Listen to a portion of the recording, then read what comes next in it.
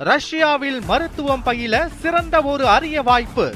வெளிநாடுகளில் மருத்துவம் பயில சிறந்த முறையில் உதவுகிறது ஏஜே ட்ரஸ்ட் கல்வி குழுமம்.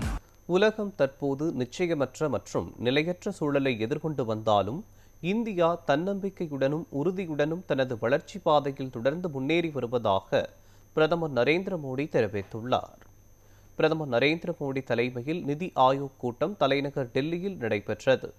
கூட்டத்தில் பேசிய பிரதமர், அனைத்து மாநிலங்களும் ஒத்துழைப்பு, உரையாடல் மற்றும் கருத்து பகிர்வை அடிப்படையாக கொண்டு செயல்பட வேண்டும் என்றும், வளர்ச்சியடைந்த இந்தியா என்ற இலக்கை நோக்கி மாநிலங்கள் இணைந்து செயல்படுவதற்கு நிதி ஆயோக் முக்கிய தளமாக அமைய முடியும் என்றும் தெரிவித்துள்ளார்.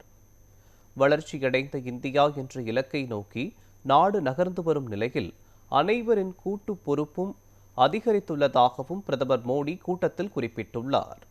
இந்தியாவின் இளைஞர்களின் எண்ணிக்கை நாட்டிற்கு கிடைத்துள்ள வரலாற்று சிறப்புமிக்க வாய்ப்பு என்றும் அதை இழக்கக்கூடாது என்றும் பிரதமர் மோடி வலியுறுத்தினார்.